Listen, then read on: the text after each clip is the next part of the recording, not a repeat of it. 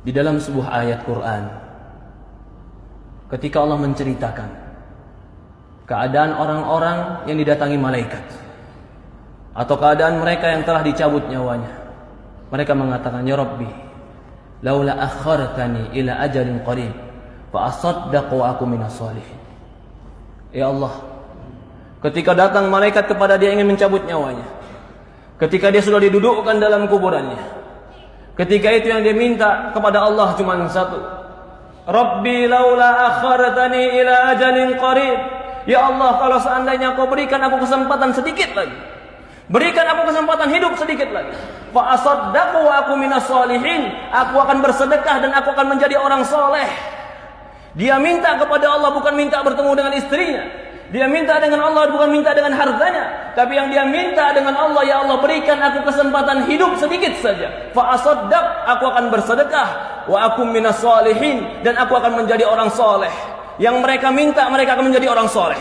Yang mereka minta, ya Allah berikan aku waktu untuk tobat. Yang mereka minta, ya Allah berikan aku waktu untuk kembali kepadamu. Yang mereka minta, ya Allah berikan aku waktu untuk menjadi orang yang menegakkan sholat. Apa jawaban Allah? Kalla, tidak akan pernah. Jika telah datang ajaluha, ajalnya, la yastakdimuna sa'atan wa la yasta'khirun. Tidak akan pernah diakhirkan walaupun sesaat, dan tidak akan pernah dicepatkan walaupun sesaat. Inilah para ulama mengatakan, kesempatan hidup dalam ibadah itulah kesempatan yang terbaik. Ketika Allah berikan kita usia 30 tahun hidup, maka itu kesempatan yang terbaik. Ketika Allah berikan kita usia 40 tahun hidup, maka itu kesempatan yang sangat besar. Ketika Allah berikan kita kesempatan 50 tahun hidup, apakah tidak ada waktu kita untuk kembali kepada Allah Subhanahu wa taala? Ketika Allah berikan kepada kita kesempatan hidup, maka pergunakan kehidupan kita untuk kembali beramal soleh kepada Allah. Tidak ada yang kekal, tidak ada yang hebat. Sehebat apapun manusia akan dimakan oleh cacing.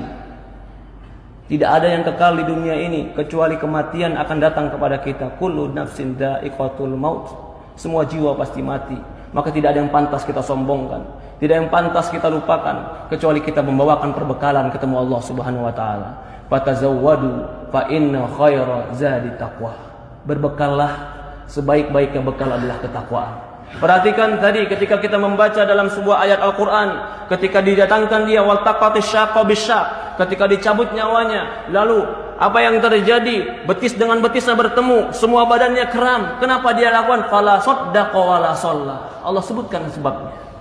Walakin kadzdzaba wa tawalla. Tidak sedekah, tidak membenarkan Quran, tidak membenarkan hadis, wala shalla, tidak mengerjakan salat. Walakin kadzdzaba wa tawalla, bahkan mendustakan cerita Allah, mendustakan cerita Rasul, wa tawalla, bahkan berpaling ketika diajak kepada Allah dan Rasulnya. Ya ibadallah, qu anfusakum wa ahlikum nara. Jaga diri kita dan keluarga kita dari api neraka. Yang menceritakan ini semua adalah baginda Nabi kita Sayyidina Muhammad sallallahu alaihi wasallam. Shadiqul masduq, yang jujur, yang benar, yang diutus kepada kita untuk mengajarkan kepada kita ilmu agama. Semoga Allah Subhanahu wa taala berkahi kita. Semoga Allah Subhanahu wa taala memberikan kepada kita ketakwaan. Semoga Allah Subhanahu wa taala mematikan kita dalam husnul khatimah. Semoga Allah Subhanahu wa taala memberikan kita kekuatan untuk beramal saleh. Semoga Allah Subhanahu wa taala menolong kita untuk menjadi hamba-hamba yang bertobat.